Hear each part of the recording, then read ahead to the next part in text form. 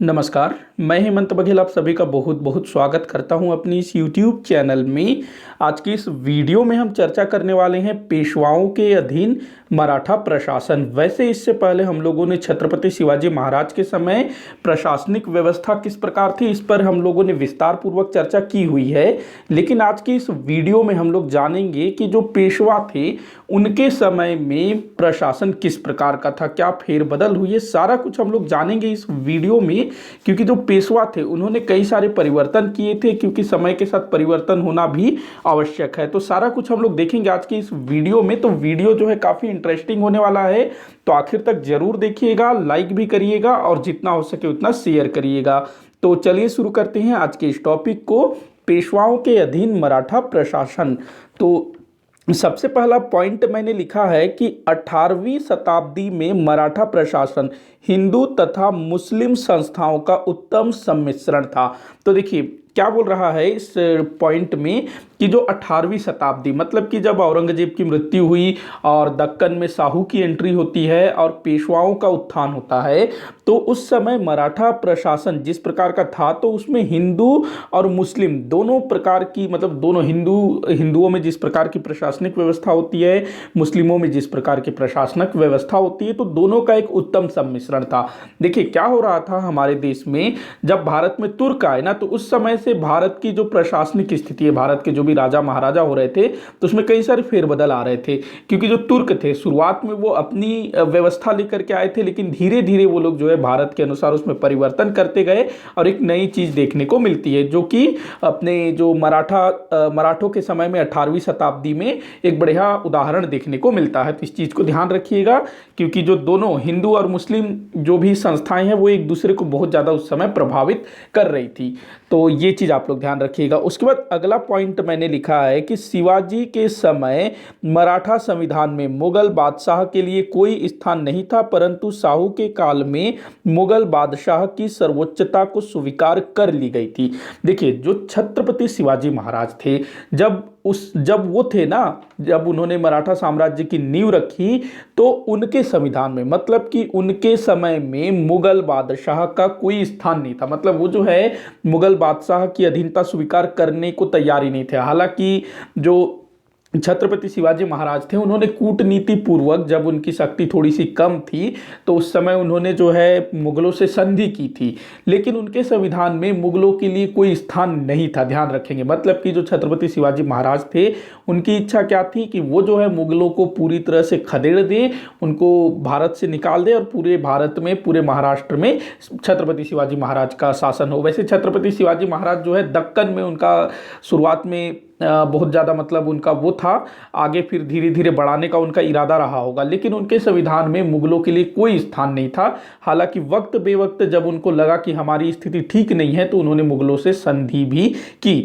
लेकिन वहीं अगर हम लोग आगे देखें छत्रपति शिवाजी महाराज के उत्तराधिकारियों के समय में, पेशवाओं के समय में, तो इनके समय में मुगलों को पूरी तरह से समाप्त करने के कई मौके मिले, कई अवसर मिले। हम लोगों ने देखे पिछले कुछ वीडियोज में, तो कई अवसर मिला, लेकिन जो मराठे थे उन्होंने मुगलों का पूरी तरह से दमन नहीं किया। तो इस प्रकार से हम ये बोल सकते हैं कि शिवाजी के समय में उनके संविधान में मुगलों के लिए कोई स्थान नहीं था। वो मुगलों को अपना कट्टर शत्रु मानते थे।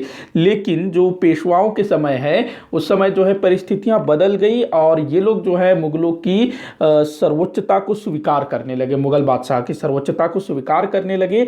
और ये चीज जो है ना, जब साहू द्वारा 1719 में मुगलों के साथ एक संधि की गई थी, जब हम लोग बालाजी विश्वनाथ के बारे में पढ़ रहे थे, तो मैंने बताया था कि बालाजी विश्वनाथ ने जो सैयद बंधु थे हुसैन अली, उसके साथ मिलकर के मुगलों के साथ संधि की थी 1719 में। याद आया होगा आप लोगों को।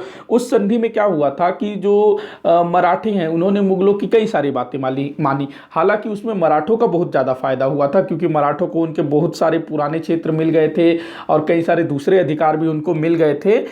मुगलों के लिए एक प्रकार से मतलब शर्तें जो है अच्छी अच्छी नहीं थी, लेकिन फिर फिर भी वहां पर जो मराठे थे उन्होंने मुगलों की सत्ता को स्वीकार कर ली थी। मुगलों को 10 लाख रुपए प्रति वर्ष खिराज देना स्वीकार कर लिया था साहू जी ने, जो छत्रपति शिवाजी महाराज के पोते थे। इसके अलावा आवश्यकता पड़ने पर सैनिक सहायता देने की बात भी मराठों द्वारा उसमें मानी गई। तो इन सब चीजों से पता चलता है कि ये लोग जो है मुगलों की सत्ता को स्वीकार कर रहे थे। कई अवसर मिला, जैसे कि बाजीराव प्रथम, उन्होंने 1737 में दिल्ली पर आक्रमण किया था। इसके अलावा जो पानीपत का जो तीसरा युद्ध हुआ उसके आसपास जो मुगल बादशाह थे उनकी स्थिति काफ़ी कमज़ोर थी। इसके अलावा जो 1752 में जो संधि हुआ था, जिस संधि के तहत मराठों को मुगलों की सुरक्षा का दायित्व मिला, तो जो मुगल साम्राज्य था लगभग पतन की ओर चला गया था, बिल्कुल शक्तिहीन हो गया था। ऐसे मौके में मराठों को कई बार मौका मिला कि वो मुगलों को पूरी तरह से समाप्त कर सकते थे, लेकिन उन्होंने ऐसा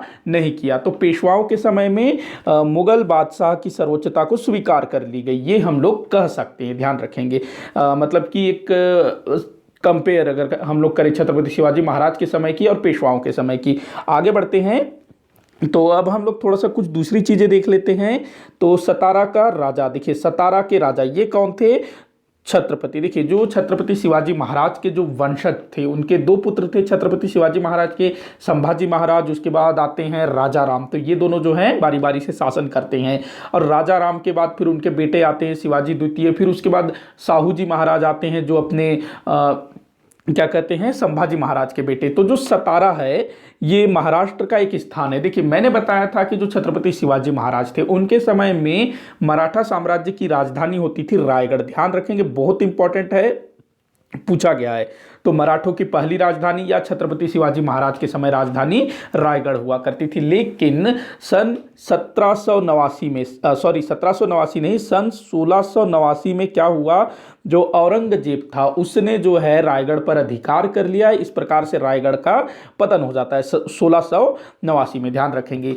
फिर इसके बाद जो है मुगलों की 1689 में रायगढ़ के पतन के बाद मराठों की राजधानी कौन हो जाती है? सतारा।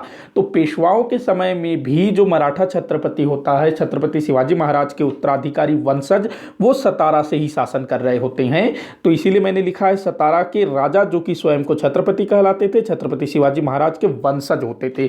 लेकिन क्या था कि जो साहू जी महाराज थे, जो 1707 ईस्वी में छत्रपति बनते हैं, जो 1749 तक छत्रपति के रूप में रहते हैं, उनके समय तक तो ठीक ठाक होता है, लेकिन फिर भी उनके अंतिम समय में भी काफी कुछ बदल चुका होता है। क्योंकि जो पेशवा होते हैं बालाजी विश्वनाथ, उसके बाद उनके बेटे बाजीराव प्रथम, फिर बालाजी बाजीराव, तो ये लोग जो है धीरे धीरे जो छत्रपति है उसकी शक्तियों को कमजोर करना शुरू कर देते हैं। बालाजी विश्वनाथ ने ही इस चीज की शुरुआत कर दी थी। उसके बाद फिर बाजीराव लगभग सारी शक्तियां अपने हाथ में लेना शुरू कर देता है। फिर बालाजी बाजीराव भी यही करता है, जो नाना साहब वो भी यही करते। तो धीरे धीरे जो है छत्रपति, उसका जो पद है, उसकी जो शक्तियां हैं धीरे धीरे कम होने लगती है, ध्यान रखेंगे। और ये जो चीज है ना, संगोला की संधि, जब साहू जी महाराज की मृत्यु हो जाती है 1749 में, और उसके बाद उनके उत्तराधिकारी होते हैं राजा राम, तो उनके समय में, राजा राम के समय में सन 1750 ईस्वी में छत्रपति और उस समय के पेशवा कौन थे? बालाजी बाजीराव, जिनको नाना साहब भी बोला जाता है। तो उनके बीच जो है एक संधि होती है जिसको संगोला की संधि कहा जाता है। और इस संधि के तहत, संगोला की संधि के तहत क्या होता है कि जो छत्रपति के पास जो भी अधिकार होते हैं, जो शक्तियां होती है, उसका उपयोग अब कौन करेगा? पेशवा करेगा। तो इस प्रकार से जो है धीरे धीरे छत्रपति की जो शक्तियां हैं वो कम कर दी जाती है, और वो शक्तियां किसके पास आने लगती है? पेशवा के पास। ये जो चीज है ना धीरे धीरे होने लगती है, ध्यान रखेंगे। एक समय ऐसा आता है कि जो छत्रपति है केवल नाम मात्र का होता है, उसकी पूजा की जाती है, उसको सम्मान दिया जाता है, लेकिन उसका कोई मतलब नहीं होता है। कई सारे इतिहासकारों ने ये तक लिखा है कि जो छत्रपति है ना, जो सतारा से शासन करता था, वो अपने जो निजी कर्मचारी हैं, जो उसके निजी सेवक हैं, उनकी नियुक्ति तक भी वो नहीं करता था। वो सब जो है पुणे से भेजा जाता था। जो जो पेशवा का जो कार्यालय था ना, जो पेशवा जहां रहता था वो पूना में रहता था, ध्यान रखेंगे। आज जो पुणे है ना वो पूना कहलाता था उस समय। तो ये पेशवा का एक प्रकार से राजधानी होता था, या कहें पेशवा का प्रधान कार्यालय पूना में होता था। तो वो जो है जो छत्रपति के जो सेवक है, दूसरे कर्मचारी हैं, वो भी पूना से भेजा जाता था पेशवा द्वारा। तो ऐसे छोटे छोटे अधिकार भी उसको नहीं दिए गए थे, ध्यान रखिएगा। तो इस संबंध में एक, पता नहीं ये इतिहासकार है कौन है या तत्कालीन कोई अधिकारी थे, स्कॉट वॉरिंग, तो इसने एक बहुत अच्छा चीज लिखा है, तो मैंने उसको यहाँ कोट कर दिया है। पेशवा द्वारा पेशवा द्वारा शक्ति अपहरण से न किसी को आश्चर्य हुआ, न किसी ने इसकी ओर विशेष ध्यान दिया। वास्तव में यह संक्रमण सरल, प्राकृतिक तथा क्रमिक था। तो देखिए, पेशवा द्वारा छत्रपति शिवाजी महाराज की शक्तियों का अपहरण किया गया, मतलब कि उसकी शक्तियों को खुद वो ले रहा था। तो इससे जो है किसी को कोई फर्क ही नहीं पड़ा, मतलब कि सब देख रहे हैं कि जो छत्रपति है उसकी शक्तियां क्षीण हो रही है और पेशवा जो है निरंतर शक्तिशाली होता जा रहा है। तो इस चीज से जो है कोई आश्चर्यचकित नहीं था, किसी को कुछ पड़ा ही नहीं था, कोई इसकी ओर विशेष ध्यान नहीं दे रहा था, सब अपने में मस्त थे, सबको पता था कि ये हो रहा है। तो ये जो है वास्तव में ये संक्रमण सरल, प्राकृत और क्रमिक था, तो ये बोलते हैं। तो इस प्रकार से जो छत्रपति है वो बिल्कुल निष्क्रिय हो जाता है, शक्तिहीन हो जाता है, आगे चल करके इसका कोई मतलब नहीं होता है। जो सतारा के राजा होते हैं, मतलब कि छत्रपति होते हैं, आगे चल करके जो लॉर्ड डलहौजी है ना, जो ब्रिटिश वायसराय जो भारत के होते हैं, सॉरी वायसराय नहीं, governor general, British governor general होते हैं लॉर्ड डलहौजी, जिन्होंने हड़प नीति चलाई थी, वो फिर जो है सतारा को हड़प नीति के तहत ब्रिटिश साम्राज्य में मिला लेते हैं। आगे हम लोग पढ़ेंगे, तो मेरे ख्याल से कुछ ज़्यादा ही लंबा हो गया ये, तो आगे देखते हैं। अब बात कर लेते हैं पेशवा के बारे में, मतलब पेशवा क्या चीज़ था। तो देखिए, पेशवा, तो ये जो पद है ना, जो पेशवा एक पद होता था शुरुआत में छत्रपति शिवाजी महाराज के समय में, और ये जो है ना, जो पेशवा का जो पद है, ये छत्रपति शिवाजी महाराज द्वारा सृजित किया गया था, पेशवा का पद। तो ये पद जो है अष्ट प्रधान, देखिए छत्रपति शिवाजी महाराज ने अपने समय में अपने जो अधिकारीगण थे, जो मंत्रीगण थे, उनकी एक मंडली बनाई हुई थी जिसको अष्ट प्रधान बोला जाता था। उसमें अलग अलग मंत्री हुआ करते थे। तो उन्हीं अष्ट प्रधान में से जो सबसे प्रमुख मंत्री, सबसे प्रमुख अधिकारी होता था, वो होता था पेशवा। अब ये पेशवा, इसकी नियुक्ति कौन करता था? स्वयं छत्रपति, मतलब कि छत्रपति शिवाजी महाराज खुद करते थे। देखिए, छत्रपति शिवाजी महाराज के समय में ना कोई भी पद वंशानुगत नहीं होता था, सभी पद जो है योग्यता पर आधारित होता था। अगर कोई भी व्यक्ति योग्य है तो वो जो है बड़े से बड़ा पद पा सकता था। लेकिन पेशवाओं के समय क्या हुआ, बहुत सारे पद जो है वंशानुगत हो गए। खुद पेशवा का पद वो वंशानुगत हो जाता है। इसके अलावा बाकी दूसरे बहुत सारे पद भी वंशानुगत हो जाते हैं, मैं बताऊंगा इसी वाले वीडियो में। तो ध्यान रखेंगे, पेशवा के पद का सृजन जो है अपने छत्रपति शिवाजी महाराज द्वारा किया गया था। तो जो बालाजी विश्वनाथ है, जिसको कि साहू ने अपना पेशवा नियुक्त किया था। देखिए, जो साहू है ना, जो 1707 से पहले मुगलों की कैद में था, जब औरंगजेब की मृत्यु होती है तो वो जो है वापस दक्कन आते हैं और छत्रपति बनते हैं। तो वो फिर जो है सन 1713 में बालाजी विश्वनाथ को अपना पेशवा नियुक्त करते हैं। और बालाजी विश्वनाथ जो है पेशवा के पद पर नियुक्त होने वाले 7वें व्यक्ति थे। ध्यान रखेंगे, 7वें व्यक्ति थे पेशवा के पद पर नियुक्त होने वाले, मतलब छत्रपति शिवाजी से लेकर के, तो 7वें ये पेशवा थे, ध्यान रखेंगे। तो ये जो है ना बालाजी विश्वनाथ बड़े चतुर व्यक्ति थे, बड़े ही योग्य व्यक्ति थे। तो ये जो है अपने समय में पेशवा के पद को वंशानुगत कर लेते हैं, मतलब कि अपने पुत्र के लिए सुरक्षित कर लेते हैं। जब इनकी मृत्यु हो जाती है बालाजी विश्वनाथ की, तो इनके बेटे बाजीराव प्रथम, उनको जो है पेशवा का पद दिया जाता है। ध्यान रखेंगे। अब एक चीज मैं यहाँ कहना चाहूँगा कि जब पेशवा का जब उत्थान होने लगा ना, मतलब जब पेशवा शक्तिशाली होने लगा, तो जो दूसरे मराठा सरदार थे वो थोड़ा सा जलने लगे थे, क्योंकि जो पेशवा है वो अष्ट प्रधान का यह एक सामान्य मंत्री हम लोग कह सकते हैं। मतलब कि अष्ट प्रधान में जो मंत्री होते थे तो उनका लेवल लगभग एक ही बराबर रहा होगा। हाँ, थोड़ा सा कुछ का थोड़ा सा हाई लेवल का रहा होगा, लेकिन थे तो वो मंत्री या अधिकारी। तो इससे जो है बाकी कुछ जो सरदार थे, कुछ जो मंत्री थे, वो थोड़े से जलने लगे थे और कई सारे जो है समर्थन भी कर रहे थे। ध्यान रखेंगे। तो पेशवा के उत्थान में मराठा सरदारों में समानता की भावना को समाप्त कर दिया, क्योंकि छत्रपति शिवाजी के समय जो है सब समान थे, लेकिन धीरे धीरे थोड़ा सा जो है मतभेद बढ़ना चालू हो जाता है। जैसे कि अंगरिया हो गए, भोसले हो गए और गायकवाड़ हो गए, ये सब जो है अपने जो पेशवा है उसको पसंद नहीं करते थे कि ये जो है काफ़ी शक्तिशाली हो रहा है। जो गायकवाड़ जो वडोदरा जो गुजरात में है ना, बड़ौदा, वहाँ पर गायकवाड़ होते हैं। इसके अलावा जो भोंसले, नागपुर के भोंसले, ये दोनों जो हैं इनको पसंद नहीं करते थे पेशवा को कि ये इतने शक्तिशाली हो रहे हैं तो हमारे ही लेवल के, इस टाइप से इनका कहना होता था। तो ये चीज़ को भी ध्यान रखिएगा। तो खैर देखिएगा, तो आगे देखते हैं। जो पेशवा होता था उसका जो प्रधान कार्यालय पुणे में होता था। ध्यान रखेंगे, मैंने बताया पुणे, जो कि उस समय पूना के नाम से प्रख्यात था। तो ये जो है पेशवा का प्रधान कार्यालय होता था, आज का जो पुणे है ना महाराष्ट्र में, और वही जो सतारा है वहाँ छत्रपति रहा करता था। तो शुरुआत में जो मराठा साम्राज्य है उनकी राजनीतिक गतिविधियों का केंद्र होता था रायगढ़, छत्रपति शिवाजी महाराज के समय में। आगे चल करके कहाँ चला गया? सतारा। सतारा में जो राजा राम के समय में, शिवाजी द्वितीय के समय में, कुछ समय के लिए साहू जी के समय, उसके बाद जब पेशवा शक्तिशाली होते गए तो उसके बाद जो केंद्र है वो कहाँ हो गया? पूना हो गया। ध्यान रखेंगे। तो पेशवा का प्रधान कार्यालय होता था पूना, वहीं से वो जो है सारा कुछ हैंडल करता था। इसके बाद कुछ दफ्तरों के बारे में जान लेते हैं, कुछ विभागों के बारे में जान लेते हैं। अधिकतर जो विभाग हैं, कार्यालय हैं, सब पुणे में हुआ करते थे। पूना में, पहले सतारा में होता रहा होगा, लेकिन सारा कुछ जो है पूना में ही स्थानांतरित होता चला गया होगा। तो हजूर दफ्तर, पहला याद रखेंगे, हजूर दफ्तर, ये जो है पेशवा का प्रधान कार्यालय होता था। और इसमें जो है ना सब कुछ होता था, जो पेशवा का सचिवालय हो, इसके अलावा जो भी पेशवा के जो पेशवा से संबंधित जो भी कार्यालय है, जो भी उसके दूसरे कार्य हुए, सब यही होता था हजूर दफ्तर में। ध्यान रखेंगे, पेशवा का सचिवालय होता था ये। उसके बाद अगला याद रखेंगे, एल बेरीज दफ्तर। एल बेरीज दफ्तर ये भी जो है पूना में होता था, एल बेरीज दफ्तर। और ये जो एल बेरीज दफ्तर है ये लेखा विभाग होता था।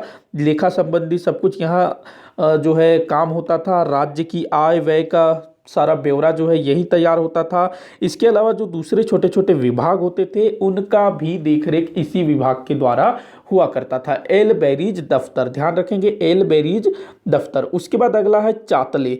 चातले दफ्तर, ये जो चातले दफ्तर है ना, ये नाना फडणवीस के अधिकार में होता था, चातले दफ्तर। उसके बाद एक शब्द मैंने लिखा है रोज किरद। रोज किरद ये क्या है? रोज किरद ये होता था दैनिक रजिस्टर, मतलब कि दिन भर की गतिविधियों को जहाँ लिखा जाता था उसको रोज किरद कहा जाता है उस समय। ध्यान रखेंगे, इसमें जो है ना जो भी सभी जो कर वर होते थे, जो लेन देन होता था दिन भर का, वो सब इसमें लिखा जाता था। दिन भर में जो भी लेन देन होता था, जो भी कर वगैरह आता रहा होगा, तो वो रोज की रद में लिखा जाता था। ये दैनिक रजिस्टर हुआ करता था। तो ध्यान रखेंगे, हुजूर दफ्तर को ध्यान रखेंगे, पेशवा का प्रधान कार्यालय। उसके बाद हम लोग बात कर लेते हैं स्थानीय शासन, मतलब कि जो प्रांत हो गया, जिला हो गया, गांव हो गया, वहाँ किस टाइप का शासन होता था उसको हम लोग देख लेते हैं। तो जो मराठा साम्राज्य है छत्रपति शिवाजी महाराज के समय में भी और आगे चल करके भी प्रांत, सरकार, परगना, तरफ, ग्राम, इन सब में बटा हुआ था। देखिए ये ना कोई निश्चित नहीं था, क्योंकि जो पेशवाओं के समय हो या फिर छत्रपति शिवाजी महाराज के समय में हो, तो इनकी जो सीमाएं हैं बहुत ज़्यादा बदलती रहती थी, क्योंकि मुगलों के साथ इनका लंबा संघर्ष चला और आगे चल करके पेशवाओं के समय में भी ये लोग जो है अटैक करते थे कहीं पर, तो वहाँ पर पकड़ जो है अच्छे से बना नहीं पाते थे। हालांकि चौथ वगैरह है इनको मिलता था, लेकिन सीधा सीधा प्रत्यक्ष जो शासन है वो बहुत कम जगह इनका देखने को मिलता है। इसलिए अलग अलग जगह पर अलग अलग प्रकार के शासन देखने को मिलता है। फिर भी इनका जो पूरा जो साम्राज्य है वो प्रांत में बटा हुआ होता था। उसके बाद सरकार एक मिलता है, परगना, तरफ, और सबसे छोटी इकाई ग्राम। देखिए ग्राम जो है, आप कोई भी वंश के बारे में पढ़िए, किसी भी साम्राज्य के बारे में पढ़िए, तो जो अंतिम इकाई है ना वो गांव होती थी। और वहाँ का जो प्रशासनिक स्थिति है वो बिल्कुल आज जैसा सरपंच होता है वैसे ही उस समय भी हुआ करता था। कोई जो है गाँव का प्रधान होता था, गाँव का ही कोई बुजुर्ग व्यक्ति, समझदार व्यक्ति, और कुछ उसके सहायक होते थे, जैसे आज के समय में पंच होते हैं। और गाँव के सभी लोग जो है उनकी बातों को मानते थे। जो भी अपने छोटे मोटे फसाद है, झगड़े लड़ाई है, वहीं पर निपटाया जाता था। तो ये चीज जो है लगभग हर समय एक ही समान देखने को मिलता है। हालांकि कुछ शासकों ने इसमें कुछ परिवर्तन, कुछ अच्छा करने का प्रयास भी किया है, जैसे कि चोल शासक, उनके समय की जो स्थानीय शासन है उसकी बहुत तारीफ की जाती है, क्योंकि उनका अच्छा उत्तम व्यवस्था था। मेरे चैनल पर मिलेगा आप लोगों को चोल शासन के विषय में, तो वहाँ मैंने अच्छे से बताया है। तो ये चीज़ कॉमन है लगभग हर साम्राज्य में। तो देखते हैं, तो बात करते हैं प्रांत। तो जो प्रांत के विषय में अगर हम लोग बात करें, तो जो प्रांत का प्रमुख अधिकारी होता था उसको कहते थे सर सूबेदार। ध्यान रखेंगे, सर सूबेदार कहलाता था प्रांत का अधिकारी।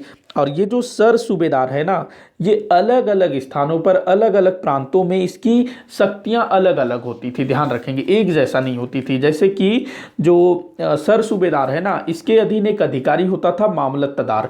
मामलतदार जो कि जिला या परगना का प्रमुख अधिकारी होता था। तो कई सारे ऐसे प्रांत थे जहां पर मामलतदार की नियुक्ति जो है अपना जो सर सूबेदार है वो कर सकता था, मामलतदार की नियुक्ति। जैसे कि कर्नाटक हो गया, कर्नाटक में वहाँ का सर सूबेदार अपना मामलतदार स्वयं नियुक्त करता था। लेकिन वहीं अगर हम लोग बात करें खानदेश की, तो खानदेश में जो सर सूबेदार है वहाँ अपना मामलतदार नियुक्त नहीं कर सकता था, वहाँ पर पेशवा द्वारा मामलतदारों की नियुक्ति की जाती थी। ध्यान रखेंगे, क्योंकि इनका जो है जिस प्रांत में अगर अच्छे से पकड़ है तो वहाँ पर कुछ अलग तरीके से होता रहा होगा, क्योंकि बदलता रहता था इनका जो साम्राज्य। क्योंकि कर्नाटक जो दक्षिण है वहाँ पर कभी वहाँ के राजा शक्तिशाली हो जाते थे, फिर ये लोग आक्रमण करते थे, इस टाइप से होता रहता था। तो ऐसे ध्यान रखेंगे सर सूबेदार। अब सर सूबेदार, अब मैंने बताया कि सर सूबेदार के नीचे मामलतदार होता था। तो जो मामलतदार है ना, ये जो है जिला कह सकते हैं, जैसे कि परगना हो गया, सरकार हो गया, एक प्रकार से उसको आप लोग जिला के समान समझ सकते हो। तो जो मामलतदार है ये एक जिलादार के समान होता था, जिलाधिकारी के समान होता था, और इसी के समकक्ष होता था कमाविजदार। तो जो मामलतदार है और जो कमाविजदार है, ये जो है परगना में जो भी मतलब जिला परगना होता था वहाँ पर पेशवा के द्वारा नियुक्त किए जाते थे अधिकतर, और कुछ प्रांतों में सर सूबेदार के द्वारा नियुक्त किए जाते थे। लेकिन ये जो है पेशवा के प्रतिनिधि के रूप में काम करते थे, ध्यान रखेंगे। और ये जो है सभी प्रकार के काम करते थे, मतलब कि जो कृषि हो गया, उद्योग हो गया, व्यापार हो गया, दीवानी हो गया, फौजदारी हो गया, न्याय करना, राजस्व एकत्र करना, इसके अलावा धार्मिक सामाजिक झगड़ों का निपटारा करना, मतलब जो भी छोटे मोटे काम हैं सारे जो है इन्हीं के जिम्मेदारी होती थी। ध्यान रखेंगे, मामलतदार और कमाविजदार। मामलतदार कर निर्धारण के लिए ग्राम पटेलों की सहायता लेता था। ध्यान रखेंगे, जो मामलतदार है वो जब राजस्व एकत्र करने जाता था तो जिस भी गांव में जाता था वहां उसकी हेल्प कौन करता था? गांव का पटेल। पटेल के बारे में भी मैं बताऊंगा इस वीडियो में। तो गांव के पटेल की सहायता से ये जो है कर लेता था। और एक चीज ध्यान रखेंगे कि कभी कभी आवश्यकता पड़ने पर ये जो है सेना का भी प्रयोग करता था। तो जो मामलतदार के पास जो सेना होती थी ना, उसको कहा जाता था हिबंदी। ध्यान रखेंगे, हिबंदी कहा जाता था। हिबंदी जो है एक प्रकार से आप समझ सकते हो पुलिस।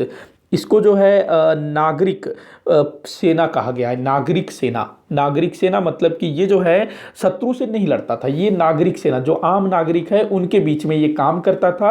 मतलब कि पुलिस को जो है नागरिक सेना या हिबंदी कहा गया है। ध्यान रखेंगे, हिबंदी, इनकी सहायता से ये जो है कर वसूलने का काम भी करता था। और कभी अगर पटेल को जरूरत पड़े ना, कि अगर पटेल बोले कि हमारे यहाँ थोड़ा सा टेंशन है मतलब राजस्व एकत्र करने में, तो हमको हिबंदी चाहिए, तो उस समय भी ये व्यवस्था करवा देता था हिबंदियों की। ध्यान रखेंगे, हिबंदी सैनिक। उसके बाद आगे देखते हैं, मामलतदार एवं कमाविजदार दोनों का वेतन भिन्न भिन्न होता था। देखिए सॉरी मैंने थोड़ा सा गलत बोल दिया।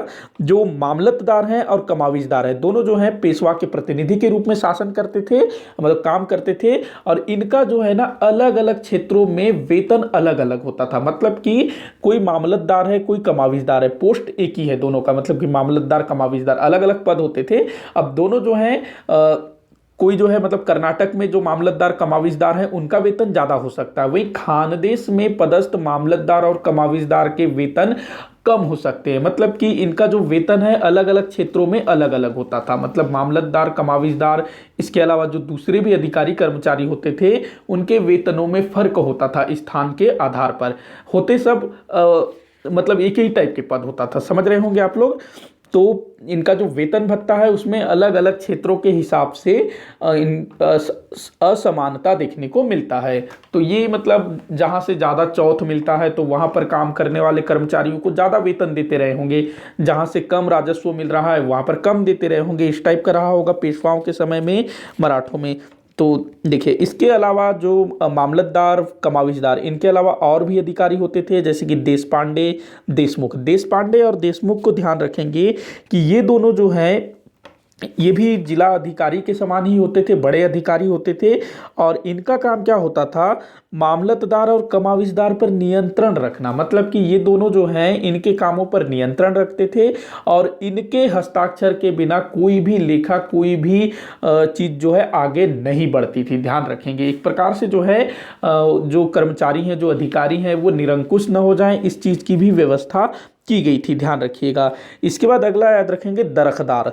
दरखदार ये कौन होता था? दरखदार ये जो है मामलतदार से स्वतंत्र होता था और इसका जो पद है ना वंशानुगत होता था। ये जो है मतलब जैसे मामलतदार हो गए, कमाविजदार हो गए, उनके ही नीचे था, लेकिन इसका जो पद है वंशानुगत होता था और उसी क्षेत्र का व्यक्ति ये होता था और इस पर जो है मामलतदार का कोई नियंत्रण नहीं होता था। ध्यान रखेंगे, मामलतदार का इसमें किसी प्रकार का कोई नियंत्रण नहीं होता था, लेकिन होता उसके नीचे था। इसके बाद है कारकुन।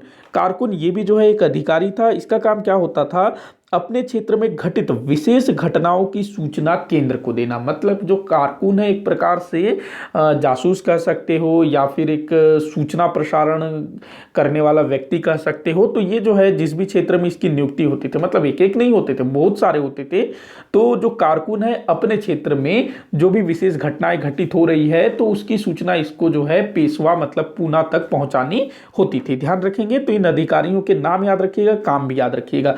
एक चीज मैं यहाँ कहना चाहूंगा कि इनके जो काम है ना कई जगहों पर अलग अलग दिए हुए हैं, क्योंकि जो पेशवाओं के समय में या कहें पूरे मराठों के समय में कोई भी चीज निश्चित नहीं थी, क्योंकि इनकी जो सीमाएं हैं वो भी निरंतर बदलती रहती थी। हम लोगों ने देखा कि किस प्रकार से बालाजी बाजीराव के समय में जो मराठा साम्राज्य है वो सिंधु नदी तक पहुंच गया और देखते ही देखते पानीपत के तीसरे युद्ध के बाद सारा चीज जो है पहले जैसा हो गया था। तो क्षण भर के लिए हो रहा था मराठों के समय में, मतलब बहुत जल्दी जल्दी बदलाव देखने को मिल रहा था। इसके बाद हम लोग बात करते हैं ग्राम प्रशासन। तो ग्राम प्रशासन मैंने बताया कि वही गांव में एक मुखिया होता था, उसके सहायक के रूप में कुछ पंच जैसे लोग होते थे, तो वैसे ही होता था। लेकिन इनके अलावा भी जो गांव के प्रधान हैं उनके अलावा कुछ कर्मचारी होते थे, जैसे कि पटेल हो गए। पटेल के अधीनस्थ होता था कुलकर्णी, कुलकर्णी के अधीनस्थ होता था चौगुले। उसके बाद 12 बलूटे और 12 अलूटे जैसे अधिकारी कर्मचारी होते थे। तो थोड़ा सा हम लोग इनके बारे में जान लेते हैं। सबसे पहले हम लोग बात करते हैं पटेल। तो देखिए ध्यान रखिएगा, जो पटेल है ना इसका जो पद है ना वंशानुगत होता था। इसका पद ध्यान रखेंगे, पटेल का पद वंशानुगत होता था और इसको जो है गांव में लगभग सभी काम करने होते थे। एक प्रकार से ये गांव का एक अधिकारी होता था, आप समझ सकते हो, कर्मचारी होता था। जो भी काम है सब इसी को करना होता था और जो इसका जो पद है वंशानुगत होता था। और मजे की बात याद रखेंगे कि जो पटेल का पद है ना इसको बेचा भी जा सकता था। मतलब कि मान लीजिए कि कोई व्यक्ति पटेल है, अब उसके बाद जो है उसका बेटा पटेल बनेगा, लेकिन हो सकता है कि उसका बेटा जो है पटेल बनना न चाहे, तो वो जो है इस पद को किसी दूसरे व्यक्ति को हस्तांतरित कर सकता है और बदले में मनचाहा पैसा ले सकता है। तो पटेल के पद को जो है बेचा भी जा सकता था। इसके अलावा पटेल के पद को थोड़े समय के लिए किसी दूसरे व्यक्ति को किराए से भी दे सकते थे। तो पटेल का जो पद है बिल्कुल खरीदा बेचा जा सकता था, किराए से भी दिया जा सकता था। ध्यान रखिएगा, बड़ा मतलब इंटरेस्टिंग चीज है। इसके बाद कुलकर्णी की बात करें तो ये पटेल के अधीनस्थ होता था और गांव की जो भी जमीन होती थी उसका लेखा जोखा रखता था कुलकर्णी। ध्यान रखेंगे, गांव में जो भी जमीन होती थी उसका लेखा जोखा रखता था कुलकर्णी। उसके बाद जो चौगुले है ना ये इनके सहायक के रूप में काम करता था। पटेल कुलकर्णी के सहायक के रूप में काम करता था। कुलकर्णी द्वारा जो भी लेखा तैयार किया जाता था उसको संभाल करके रखना चौगुले का काम होता था। ध्यान रखेंगे, पटेल उसके अंडर होता था, कुलकर्णी उसके नीचे होता था चौगुले। तो ये तीन कर्मचारी या फिर कहें अधिकारी गांव में होते थे। ध्यान रखेंगे। उसके बाद मैंने लिखा है 12 बलूटे और 12 अलूटे, ये क्या होते थे? तो देखिए जितने भी गांव होते थे ना वहां पर 12 बलूटे होते थे। 12 बलूटे ये क्या होते थे? शिल्पी। देखिए गांव में मतलब जो लोहार हो गए, बढ़ई हो गए, कुम्हार हो गए, चर्मकार हो गए, इस तरह के जो जरूरत पड़ता है ना, तो वो जो काम करने वाले लोग होते थे उनको कहा जाता था 12 बलूटे। ध्यान रखेंगे 12 बलूटे। इसके अलावा जो 12 अलूटे हैं ना ये सेवक के रूप में काम करते थे, ध्यान रखेंगे। तो 12 अलूटे 12 बलूटे, ध्यान रखेंगे। बलूटे शिल्पी और अलूटे जो है सेवक होते थे, ये भी आप लोगों को ध्यान रखना है। बलूटे सेवक, बलूटे जो है शिल्पी और अलूटे जो है सेवक होते थे। इसके बाद बात करें नगर प्रशासन, तो नगर प्रशासन जो उस समय बड़े बड़े नगर थे दक्कन में, जिनमें से एक पूना था, सतारा था, इसके अलावा और भी बहुत सारे नगर थे। तो जो नगर प्रशासन है उसका प्रमुख होता था कोतवाल, और यही वहां का सब काम करता था कोतवाल। ये जो कोतवाल है ना, पुलिस के रूप में भी काम करता था, दंड देने का भी काम करता था। हालांकि न्याय के लिए अलग से एक अधिकारी होता था नगर में, न्याय अधिकारी, लेकिन जो पुलिस वाला काम है वो कोतवाल द्वारा ही किया जाता था, ध्यान रखेंगे। अच्छा, एक चीज मैं बताना चाहूंगा कि जो मराठा साम्राज्य पेशवाओं के समय में जो नगर प्रशासन थी ना, उसकी तुलना मौर्यकालीन नगर प्रशासन से की जाती है, ध्यान रखिएगा। जैसे मौर्य काल में भी जो नगर का जो प्रमुख होता था वो कोतवाल होता था उसका, और ठीक वैसे ही इस समय भी जो है कोतवाल हुआ करता था, मराठों के समय भी लगभग सेम टू सेम था। तो इस कारण से जो है मौर्यों से तुलना की जाती है। आगे बढ़ते हैं, न्याय प्रणाली। न्याय प्रणाली की अगर हम लोग बात करें तो इनकी जो न्याय प्रणाली थी वो हिंदू स्मृतिकारों का सबसे अधिक प्रभाव था। जो स्मृति ग्रंथ है ना, जो मनुस्मृति हो गया, जिसको न्याय संबंधी ग्रंथ माना जाता है, तो उससे काफ़ी प्रभावित था। तो जो हिंदू धर्म शास्त्रों में जो भी न्याय प्रणाली दी हुई है उसी के आधार पर इनके समय में न्याय काम किया जाता था, ध्यान रखेंगे। जो भी अधिकारी लोग हैं, जैसे कि गांव में जो पटेल है, इसके अलावा जो गांव के जो प्रधान है वो न्याय का काम करते थे। इसके अलावा जो मामलतदार हैं, सर सूबेदार हैं, पेशवा हैं, सतारा के छत्रपति हैं, ये सब न्याय का काम किया करते थे, ध्यान रखेंगे। और इनकी सहायता के लिए न्याय संबंधी प्रकांड पंडित हुआ करते थे, मतलब कि जो न्याय संबंधी जानकारी है वो लोग इनकी सहायता किया करते थे। तो इस चीज़ को भी ध्यान रखिएगा, इसमें ज़्यादा कुछ नहीं है न्याय व्यवस्था के विषय में। बस आपको ये याद रखना है कि जो हिंदू धर्म में जो स्मृति ग्रंथ हैं उस पर भी जो मनुस्मृति, उसका इनके न्याय व्यवस्था में बहुत अधिक प्रभाव देखने को मिलता है। इसके बाद हम लोग बात करते हैं राजस्व व्यवस्था। तो देखिए, राजस्व व्यवस्था में जो आय का सबसे प्रमुख साधन होता था भूमिकर होता था। जो भूमिकर है वही 1/3 के आसपास लिया जाता था।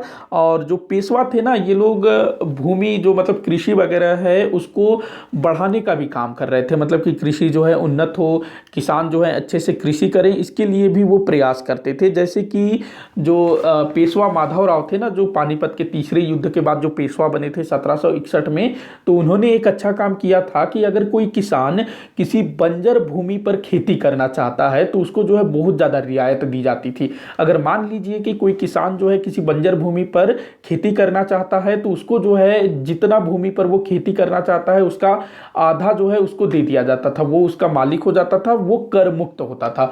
बाकी जो आधा भूमि है उस पर ही कर लिया जाता था, उस पर भी बहुत ज़्यादा कर कम कर लिया जाता था, ध्यान रखेंगे। तो माधवराव के टाइम पर जो है कृषि को प्रोत्साहन देने के लिए इस टाइप की चीज़ें की गई थी। इसके अलावा और भी दूसरे पेशवाओं ने कई सारे प्रयास किए थे। तो कृषि में सुधार का प्रयास किया गया था इनके समय में, ताकि जो कृषि उन्नत हो तो इनको कर भी अच्छा मिलेगा और इनके लोग भी खुश रहेंगे।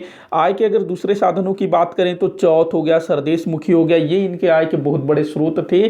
चौथ मतलब क्या होता था, जो ये किसी आस पड़ोस के राज्य पर अटैक करते और उनको बोलते कि आप हमको जो है अपने राज्य की आय का चौथा हिस्सा दीजिए, वही चौथ होता था। आप हमको जो है चौथा हिस्सा दीजिए, हम आपके राज्य पर आक्रमण नहीं करेंगे। तो आसपास के बहुत सारे राज्य इनको चौथ दिया करते थे। यहाँ तक कि आगे चल करके बालाजी बाजीराव के समय में जो पूरा का पूरा जो पंजाब है, सिंध है, दोआब है, वहाँ से भी इनको चौथ प्राप्त होता था। इसके अलावा पूरा दक्षिण में कर्नाटक हो गया, वहाँ तो मिलता ही मिलता था, मालवा हो गया, गुजरात हो गया, बहुत सारे क्षेत्रों से इनको जो है चौथ प्राप्त होती थी। इसके अलावा जो सरदेश मुखी है ना, जो मराठे थे स्वयं को दक्कन का सरदेश मुखी, मतलब कि दक्कन का स्वामी मानते थे और वहाँ से जो है सरदेश मुखी 10% कर के रूप में लेना ये लोग अपना मतलब अधिकार मानते थे, इसको ध्यान रखिएगा। उसके बाद इनके आय के दूसरे स्रोत थे वनों से प्राप्त कर, सीमा शुल्क, टकसाल, लूट से प्राप्त संपत्ति, ये सब भी जो है इनके आय के प्रमुख स्रोत में सम्मिलित किया जा सकता है। आगे बढ़ते हैं, अब हम लोग बात करते हैं पेशवाओं के समय या फिर मराठों की सैन्य व्यवस्था। देखिए, मराठों की जो सैन्य व्यवस्था थी पेशवाओं के समय में छत्रपति शिवाजी महाराज के समय से अगर हम लोग तुलना करें तो बहुत ज़्यादा बदलाव हुए थे। छत्रपति शिवाजी महाराज के टाइम पर कैसा था और पेशवाओं के समय कैसा था, तो मैं दोनों चीज़ों को बताऊंगा। तो देखिए, जो अगर बात करें सैन्य व्यवस्था सेनाओं की, तो 4 प्रकार के सेना होते थे: घुड़सवार, पदाती, तोपखाना और नौसेना। यही चीज़ जो है छत्रपति शिवाजी महाराज के समय में भी थी। और इनकी जो सैन्य व्यवस्था थी ना, मुगल सैन्य व्यवस्था पर आधारित थी, मतलब कि मुगल सैन्य व्यवस्था से काफ़ी प्रभावित थी इनकी सैन्य व्यवस्था। तो देखते हैं किस टाइप से इनका पूरा सैन्य व्यवस्था था। तो कुछ चीज़ें आप लोग ध्यान रखिएगा कि जो पेशवाओं के समय है या फिर कहें छत्रपति शिवाजी के समय से ही मराठा सेना में जो घुड़सवार सेना है इनका बहुत ज़्यादा महत्व था पदातियों की तुलना में। ध्यान रखेंगे, पदातियों का महत्व कब बढ़ा, जब मराठे नर्मदा नदी को पार करके उत्तर की ओर जाने लगे, तब इनको जो है पदातियों का महत्व पता चला और इनकी सेना में पदातियों की बड़ी संख्या में भर्ती की जाने लगी। हालांकि पहले से भी पदाती सैनिक हुआ करते थे, लेकिन उनका जो महत्व है घुड़सवारों के सामने उतना अधिक नहीं था। छत्रपति शिवाजी महाराज के समय में भी जो घुड़सवार सैनिक थे वो बहुत ज़्यादा महत्वपूर्ण थे। ध्यान रखेंगे, पदाती उतने महत्वपूर्ण नहीं थे। हालांकि पदातियों का भी महत्व था, जो पैदल सैनिक है उनका भी महत्व था। लेकिन नर्मदा नदी को जब इन्होंने क्रॉस किया, जो बाजीराव प्रथम थे, उन्होंने नर्मदा नदी को पार करके उत्तर में मालवा में बहुत सारे अभियान किए, बुंदेलखंड तक वो पहुंच गए, दिल्ली भी गए थे। तो उस समय नर्मदा को जब उन्होंने पार किया तो पैदल सैनिकों का महत्व बहुत ज्यादा बढ़ गया। ध्यान रखिएगा। उसके बाद अगला पॉइंट याद रखिएगा कि जो छत्रपति शिवाजी महाराज थे उन्होंने महाराष्ट्र से ही सैनिक लिए थे। मतलब कि छत्रपति शिवाजी महाराज की सेना में केवल और केवल दक्कनी सैनिक हुआ करते थे। मैंने बताया था कि जो मालव प्रदेश है, छत्रपति शिवाजी जो है मालव प्रदेश के जो वीर लोग थे, किसान लोग थे, वहाँ के जो निवासी थे, उनको अपनी सेना में बड़ी संख्या में लिया था, मालव लोगों को। और इसके अलावा जो भी दूसरे सैनिक थे वो सभी के सभी दक्कन के थे, महाराष्ट्र के थे। जो भी मुस्लिम लोग छत्रपति शिवाजी महाराज की सेना में शामिल थे वो भी दक्कनी थे, महाराष्ट्र के थे। लेकिन पेशवाओं के समय में जो है ये चीज बदलना शुरू हो गया। पेशवाओं के समय में समस्त भारत से सैनिक लिए जाने लगे थे, क्योंकि पेशवाओं ने जो है मराठा साम्राज्य का बहुत ज्यादा विस्तार कर दिया था। देखिए, छत्रपति शिवाजी महाराज के समय में अधिकतर जो है महाराष्ट्रियन लोग ही सेना में सम्मिलित थे, लेकिन पेशवाओं के समय में कर्नाटक के लोग भी शामिल थे, अरबी लोग शामिल थे, हबसी लोग शामिल थे, तैलिंग जो तेलंगाना क्षेत्र है वहाँ के लोग शामिल थे, बीदर के लोग शामिल थे, राजपूत थे, सिख थे, रुहेली, जो रुहेलखंड है ना, गंगा यमुना का जो दोआब है उस तरफ के लोग शामिल थे।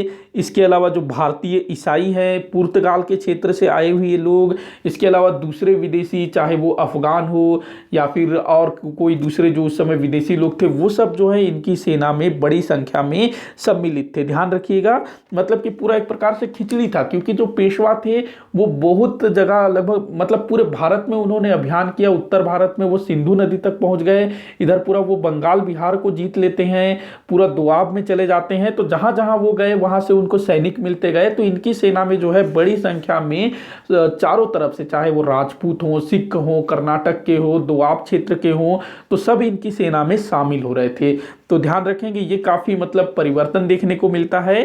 तो इस प्रकार से इनमें जो है जाति पाति, मतलब कि अलग अलग जाति के सैनिक इनकी सेना में थे, पेशवाओं के सेना में। अगला चीज ध्यान रखिएगा कि जो छत्रपति शिवाजी महाराज थे ना, वो सामंतशाही पद्धति से नफरत करते थे। उनको सामंतशाही पद्धति बिल्कुल पसंद नहीं थी। लेकिन पेशवाओं के समय में जो सामंतशाही है, जो सामंतवाद है, वो चरमोत्कर्ष पर था। इसका सबसे प्रमुख उदाहरण स्वयं पेशवा था, क्योंकि पेशवा वो खुद एक अधिकारी था, मतलब एक सामंत था। तो वो जो है शक्तिमान हो जाता है, सर्वोच्च हो जाता है। तो सामंतवाद का सबसे बड़ा उदाहरण तो वो खुद था। इसके अलावा जो दूसरे मराठी सरदार थे वो भी जो है अपनी शक्तियों को निरंतर बढ़ाते रहते थे। आगे चल करके फिर जो नागपुर में भोसले वंश के भोसला जो है वो अपना स्वतंत्र सत्ता स्थापित कर लेता है। ग्वालियर में होलकर आ जाते हैं, ग्वालियर में सिंधिया आ जाते हैं, इंदौर में होलकर, इसके बाद जो बड़ौदा है वहां पर गायकवाड़। इसके अलावा दूसरे कई सारे छोटे छोटे स्थानों पर मराठा सरदार जो है खुद को स्वतंत्र कर लेते हैं। तो जो छत्रपति शिवाजी महाराज थे वो सामंतवादी व्यवस्था के सख्त खिलाफ थे, लेकिन पेशवाओं के समय में इस चीज को बहुत ज्यादा बढ़ावा मिला। देखिए, जो छत्रपति शिवाजी महाराज थे ना, वो जागीर देने की प्रथा को भी पसंद नहीं करते थे। जो जागीर है ना, मतलब कि किसी भी व्यक्ति से खुश हो गए, अपने सैनिक से, सेनापति से, किसी से भी खुश होकर उसको जो है जागीर दे देते थे, या फिर वेतन के बदले भी जागीर दिया जाता था। लेकिन जो छत्रपति शिवाजी महाराज थे वो इसके सख्त खिलाफ थे। वो अपने सभी सैनिकों को, सभी कर्मचारियों को, सभी अधिकारियों को, सभी मंत्रियों को नकद वेतन दिया करते थे। ध्यान रखेंगे, नकद वेतन दिया करते थे, किसी को जागीर नहीं देते थे। तो इसके बिल्कुल सख्त खिलाफ थे छत्रपति शिवाजी महाराज। वो जो है नकद वेतन देने में विश्वास करते थे, लेकिन पेशवाओं के समय में बड़ी संख्या में जागीरें बांटी गई। हालांकि नकद वेतन भी दिया जाता था, लेकिन जागीर भी बड़ी संख्या में बांटी गई, लोगों को खुश करने के लिए, मराठा सरदारों को खुश करने के लिए। तो इससे जो है, जो जागीरदार है, धीरे धीरे वो स्वतंत्र होने लगा, खुद को शक्तिशाली करने लगा। ध्यान रखेंगे इस चीज को भी। तो आगे देखते हैं कुछ दूसरी चीज़ें। अब इनकी सेना के बारे में थोड़ा सा हम लोग देख लेते हैं। सबसे पहले हम लोग बात कर रहे थे घुड़सवार सैनिक। तो घुड़सवार सैनिक तो शिवाजी के समय से ही घुड़सवार सैनिक काफ़ी महत्वपूर्ण थे। आगे चल करके फिर जब नर्मदा नदी पार किए तो फिर घुड़सवारों के अलावा पदातियों का भी महत्व बढ़ जाता है। इनके समय में, पेशवाओं के समय में जो जागीरें बांटी गई, मतलब जो पेशवा हैं वो जागीर दे देते थे अपने सेनापतियों को, अपने सरदारों को। तो जिसको जिस हिसाब से जागीर मिलती थी ना, उसको उस हिसाब से घुड़सवार सैनिक रखना होता था। मतलब मान के चलिए किसी को बहुत बड़ा जागीर दे दिया गया तो वो अधिक सेना लेकर के आएगा घुड़सवार सैनिक। तो ध्यान रखेंगे कि जो सरदार होते थे उनको जितनी जागीर मिली होती थी उस हिसाब से उनको घुड़सवार सैनिक की व्यवस्था करनी होती थी, और साल में एक बार उसको पेशवा के सामने निरीक्षण के लिए पेश करना होता था। ध्यान रखेंगे इस चीज को। जो जागीर प्रथा है वो उसको इन्होंने बढ़ावा दिया।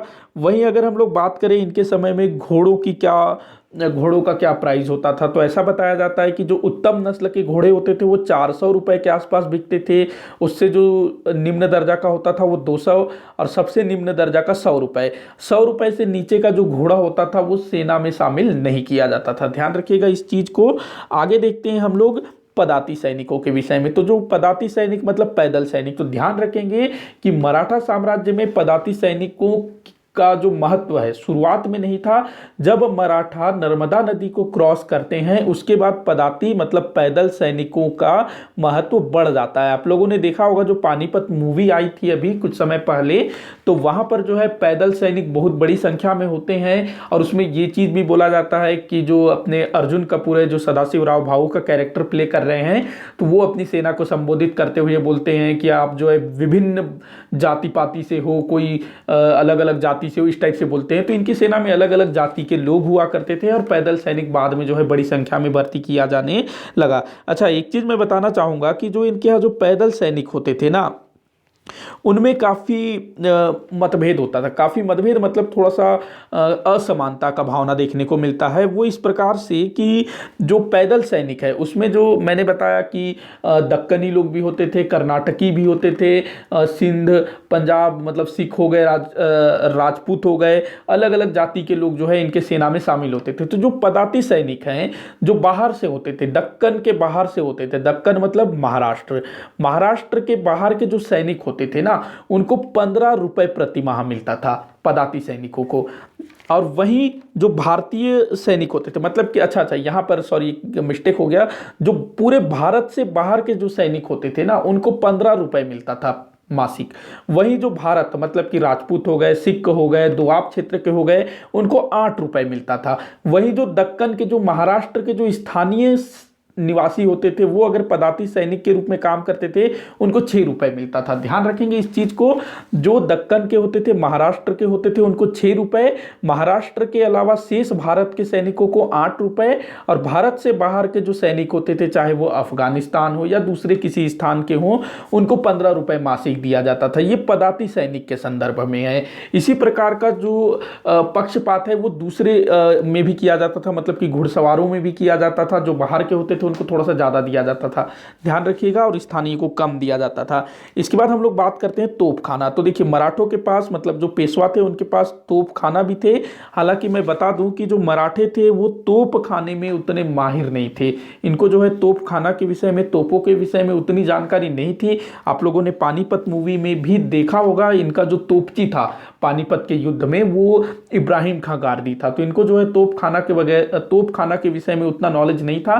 तो ये अधिकतर किराए से लिया करते थे, बाहर से खरीदते थे। हालांकि इन्होंने अपने साम्राज्य में तोप खाना, मतलब कि जहां गोला बारूद तैयार किया जाता है, वैसे कारखानों का निर्माण करवाया था, जिनमें से एक जुन्नार है ना, वहां पर एक इन्होंने शुरू किया था 1765 में। जुन्नार में स्थान का नाम याद रखेंगे, अंबेगांव। जुन्नार के अंबेगांव में इन्होंने 1765 में एक गोला बारूद बनाने का कारखाना शुरू किया था। ध्यान रखेंगे कब, 1765 में जुन्नार के अंबेगांव में गोला बारूद बनाने की फैक्ट्री लगवाई थी। उसके बाद 1770 में पूना में स्थापित किया था एक और गोला बारूद बनाने की फैक्ट्री। कहाँ पर, पूना। ध्यान रखेंगे पूना और जुन्नार में गोला बारूद बनाने की फैक्ट्री इन्होंने लगवाई थी। लेकिन यहाँ जो है उतना अच्छे से काम नहीं होता था, इसीलिए इनको जो है गोला बारूद और तोप खाने के लिए दूसरी सभी चीज़ें अंग्रेजों और पुर्तगालियों से ही खरीदना पड़ता था, और ध्यान रखेंगे ये चीज़। इसके बाद हम लोग बात करते हैं नौसेना। इनके पास जो है नेवी भी होती थी, लेकिन नौसेना बिल्कुल ऐसा नहीं था कि अंग्रेजों के समान, नहीं, वैसा नहीं था। ये केवल और केवल जो है समुद्री डाकुओं से बचने के लिए और अपने तटवर्ती क्षेत्रों की सुरक्षा के लिए नौसेना का प्रयोग करते थे। ध्यान रखेंगे इस चीज़ को। तो ये सारा कुछ आप लोग याद रखिएगा। पेशवाओं के समय में मराठा प्रशासन, तो कई सारी चीज़ें जो है छत्रपति शिवाजी महाराज के समय से थोड़ा सा फर्क देखने को मिलता है, और अधिकतर पद ना वंशानुगत होता चला गया। ध्यान रखिएगा, वंशानुगत होता चला गया। जो पेशवा का पद था वो वंशानुगत होता चला गया, उसके बाद जो दूसरे पद है वो भी वंशानुगत होते चले गए, और जो मराठा सरदार हैं जिनको बाद में बड़ी संख्या में जागीरें दी गई, तो वो जो है अपनी अपनी जागीरों में स्वतंत्र हो गए। आगे चल करके हम लोग देखते हैं कि 1857 की जब क्रांति हुई तो छोटे छोटे मराठा राज्य थे, पढ़ेंगे हम लोग उनके बारे में भी जब आगे समय आएगा। तो ये सारा कुछ आप लोग याद रखिएगा। और इसी के साथ जो आज का जो लेक्चर है यहाँ समाप्त होता है, और मराठा साम्राज्य भी यहाँ समाप्त होता है। इसके बाद हम लोग आने वाले वीडियो में उत्तर मुगल कालीन शासकों के बारे में पढ़ेंगे। आप लोग कमेंट करके बताइएगा कि उत्तर मुगल कालीन शासकों को डिटेल से पढ़ाना है या सबको एक ही वीडियो में कंप्लीट कर देना है। तो कमेंट जरूर करिएगा, बताइएगा। तो वीडियो को लाइक करिएगा, शेयर करिएगा, चैनल को सब्सक्राइब करिएगा। वीडियो को आखिर तक देखने के लिए बहुत बहुत धन्यवाद।